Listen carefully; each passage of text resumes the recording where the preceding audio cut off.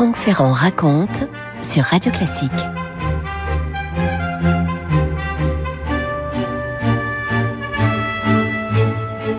C'est un des tristes Noëls du XXe siècle que celui de 1942. Nous sommes à Alger et vous vous doutez bien que ce soit Noël, il fait beau et doux à Alger dans l'après-midi du 24 décembre. Dans les rues, pas mal de soldats américains. Et oui, nous sommes au lendemain du débarquement allié du 8 novembre 1942. Vous savez ce qu'on a appelé l'opération Torche, et les soldats alliés sont maintenant à Alger.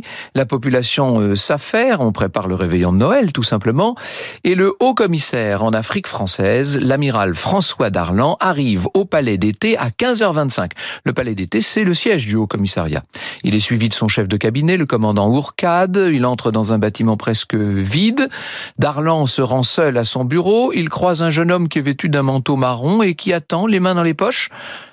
Et soudain, Darlan est touché par deux balles tirées d'un revolver. C'est ce jeune homme, c'est l'inconnu qui vient de lui tirer dessus. Darlan s'apprête à passer la porte de son bureau quand l'homme tire une troisième fois, et cette fois l'amiral s'écroule. Le tireur tente de s'enfuir, mais le commandant Ourcade se jette sur lui. Une lutte s'engage, l'individu tire encore des coups de feu, une balle atteint Ourcade à la cuisse. Deux gardes mobiles font à ce moment-là irruption, ils maîtrisent le tireur, ils le frappent. L'homme est pâle, il a le visage en sang, il supplie « Ne me tuez pas, je me rends !»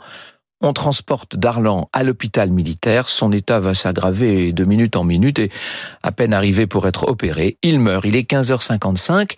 L'amiral Darlan avait 61 ans. En fin d'après-midi, même si l'annonce de la mort de Darlan n'a pas encore été diffusée officiellement, on commence à se le dire dans Alger. Le décès se passe de bouche en bouche. On commence peu à peu à savoir que Darlan est mort. Le Conseil d'Empire est convoqué en urgence. Le général Henri Giraud, qui est chef des armées françaises, qui est le bras droit de Darlan, se trouve en Tunisie à ce moment-là où on va l'avertir, mais disons-le, pour beaucoup de ceux qui connaissaient l'amiral Darlan, cette mort n'est pas véritablement étonnante. Alors, qui est Darlan ? Peut-être que je vous explique en deux mots. Qui était cette figure majeure du régime de Vichy ? Il a été chef de cabinet militaire de plusieurs ministres de la Marine, chef d'état-major, amiral de la flotte. Il est entré dans la collaboration avec l'Allemagne nazie à la suite, bien sûr, du maréchal Pétain. Il a été vice-président du Conseil, autant dire qu'il a dirigé le gouvernement de Vichy, puis ministre des Affaires étrangères et de la Défense nationale. C'est le dauphin de Pétain. Darlan avait beaucoup d'ennemis chez les Américains, chez les gaullistes, est-ce que j'ai besoin de vous le dire ? Et puis, depuis peu, il avait aussi beaucoup d'ennemis chez les maréchalistes, parce qu'il faut savoir que dans la nuit du 7 au 8 novembre, alors qu'il était commandant en chef de toutes les forces militaires françaises aux ordres de Vichy, mais qu'il était prisonnier, il a ordonné de combattre le débarquement allié, puis retournant sa veste, si je puis dire, il a signé un cessez-le-feu pour l'Algérie et le Maroc. Darlan, bien que fidèle au maréchal Pétain, a donc rallié les colonies françaises à la lutte contre les puissances de l'Axe. En échange de quoi, il a obtenu une aide militaire américaine, il a surtout obtenu une nouvelle carrière pour lui, donc il peut passer aux yeux de certains pour un traître à Vichy. Franck Ferrand sur Radio Classique.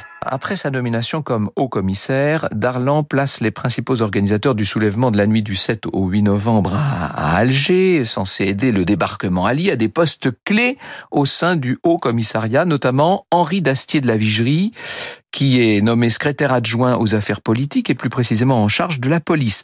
Seulement, ces hommes-là ont du mal à accepter la situation.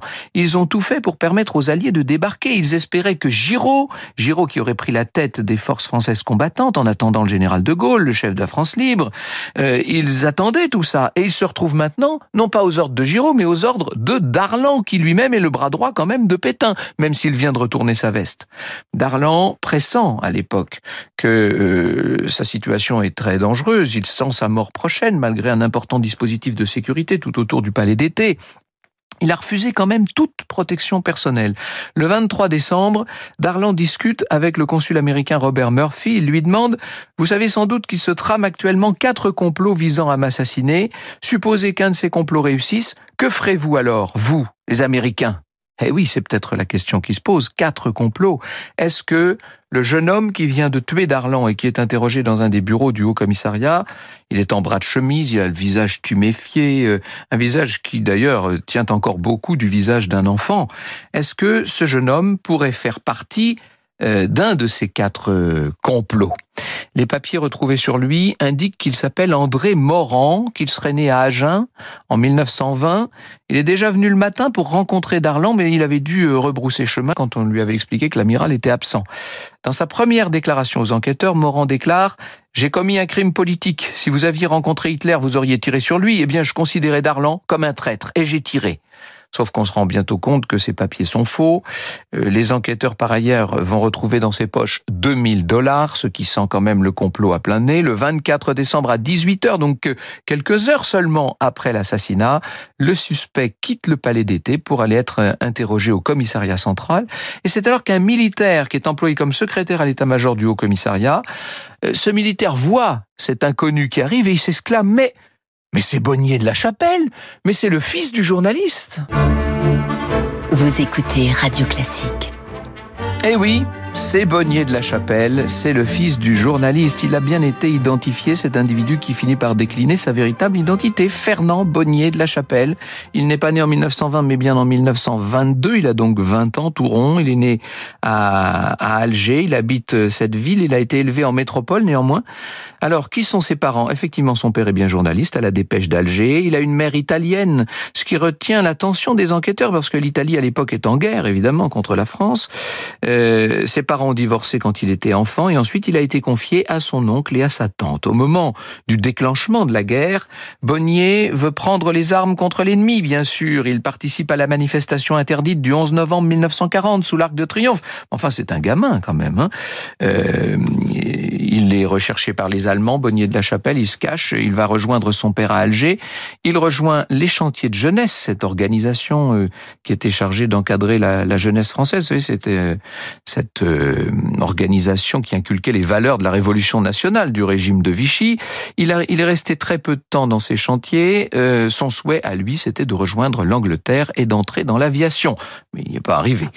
Il est resté à Alger, il a rejoint les commandos britanniques et c'est en se rendant régulièrement à l'adresse de sa petite amie aux 2 rue Lafayette qu'il a rencontré Henri d'Astier de la Vigerie, qui habitait le même immeuble et qui en plus connaît très bien l'oncle de Fernand. Les 2 hommes discutent et à partir de novembre 42, Bonnier se rend régulièrement à l'appartement d'Henri d'Astier de la Vigerie. Je cite Bénédicte Verger-Chaignon qui vient d'écrire un nouveau livre sur Bonnier de la Chapelle qui s'appelle Une juvénile fureur, un ouvrage qui se focalise sur la figure de l'assassin.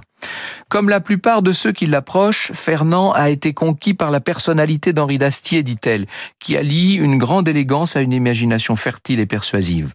Sa politesse, son empathie procurent à ses interlocuteurs l'impression valorisante d'être écoutés, compris, approuvés. Il crée une atmosphère de confiance et incite aux confidences tout en paraissant partager les siennes.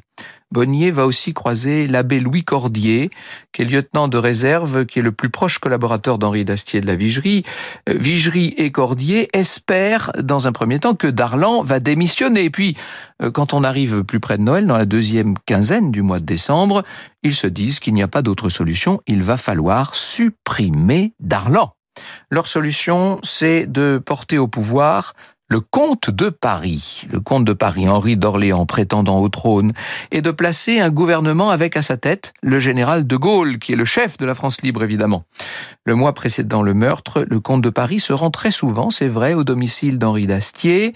Il rencontre également son frère, le général François d'Astier de la Vigerie, qui vient de Londres. Les proches des frères d'Astier de la Vigerie et de l'abbé Cordier diront que le comte de Paris a donné l'ordre de se débarrasser de Darlan par tous les moyens, sans utiliser le mot assassiné, et que cet ordre viendrait de Londres, donc de l'entourage du général de Gaulle.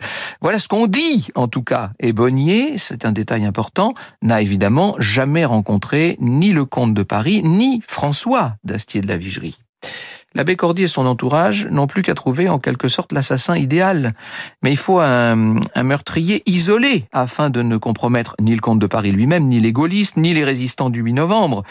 Bonnier est exactement le genre de personne dont ils ont besoin. Ils le connaissent, car il se rend souvent, je vous l'ai dit, au domicile d'Henri d'Astier. Il veut accomplir, lui, un acte héroïque. C'est un gamin qui cherche l'héroïsme depuis toujours. C'est un fervent républicain du haut de ses 20 ans. Puis c'est surtout un gamin très influençable. Cordier n'a pas grand mal à le convaincre que Darlan est un traître, que le comte de Paris est la solution, parce qu'il pourra réconcilier tous les Français, qu'il instaurera une république forte, que le général de Gaulle a donné son accord pour tuer l'amiral. Tout ça est faux, bien entendu. Ultime argument pour convaincre Bonnier, on lui dit qu'il aura la vie sauve. Même s'il est arrêté, pire que ça, même s'il est condamné, le comte de Paris, qui de toute façon doit prendre le pouvoir, lui accordera sa grâce, puisque lui-même aurait donné le feu vert pour éliminer Darlan, donc il n'y a pas à se soucier, n'est-ce pas? Et Bonnier se laisse bercer par toutes ces mauvaises paroles, si je puis dire, il accepte la mission. Et le 23 décembre, il se confesse à l'abbé Cordier et il lui dit « C'est bon, d'accord, c'est bon ». Il en est convaincu, le petit Bonnier. Il a trouvé la mission héroïque après laquelle il courait depuis longtemps. Il va tuer Darlan. Franck Ferrand sur Radio Classique. Alors ça y est, le matin de Noël, le 25 décembre au matin, on n'a pas pu continuer à cacher longtemps la nouvelle de la mort de l'amiral Darlan. La nouvelle maintenant s'étale en une, à la première page, à la une de tous les journaux. La version officielle annoncée par le haut-commissaire adjoint, par le général Bergeret, cette version officielle affirme que l'assassin est un agent allemand. Et pour Bonnier, tout va très vite. Alors que l'enquête a commencé juste la veille en fin d'après-midi, le général Bergeret donne l'ordre à 11h de l'exécuter. Inutile de vous dire que l'instruction du procès va être bâclée. Les scellés n'ont pas été remis, des procès-verbaux n'ont pas été versés au dossier, la déclaration de Bonnier sur l'abbé Cordier qui lui a remis le plan des bureaux du commissariat et du cabinet de l'amiral et qui l'a aidé à se procurer l'arme du crime, tout ça disparaît. On tient pas compte des propos tenus par les uns et par les autres. Et le comte de Paris et d'Astier, tout ça disparaît, si je puis dire. Bénédicte de Vergé-Chaignon nous dit « Au moment où l'assassin de l'amiral Darlan va être remis à la justice militaire, aucun magistrat ne sait qu'il aurait donné le nom de personnes qui pourraient avoir été ses complices, ni qu'il aurait évoqué la part que tenait la disparition de Darlan dans une formule impliquant le comte de Paris. La police, pour sa part, n'a entrepris et n'entreprendra aucune enquête sur ces points et ne procède à aucune audition complémentaire. » Le père de Bonnier de la Chapelle, donc ce journaliste à la Dépêche d'Alger, apprend que son fils est le meurtrier de Darlan. Et avec un avocat, il va évidemment tout faire pour le sauver. Il lui rend visite dans sa prison, mais que voulez-vous? La machine judiciaire, si je puis dire, parce que là c'est presque une machine d'exécution, est en route, elle va très vite, et le père de Bonnier arrive trop tard, à 13h. Bonnier de la Chapelle comparaît, la cour martiale siège, à 20h, c'est déjà le procès. Bonnier de la Chapelle écoute l'acte d'accusation, il est interrogé quand même. Alors il réitère avoir tué Darlan, car il s'agissait d'un traître, dit-il. Il revient sur le déroulé des faits, il réaffirme avoir agi seul et avoir pris cette décision en son âme et conscience. Ce sont des termes qui vont peser dans le procès verbal, bien entendu. Son avocat demande un renvoi et on n'a pas du tout suffisamment creusé la question, il n'y a pas eu d'enquête digne de ce nom. Il faut, dit-il, un complément d'information. Et les témoins vont très vite défiler, quelques témoins rapidement entendus, et puis c'est le réquisitoire et ça y est, la cour se retire.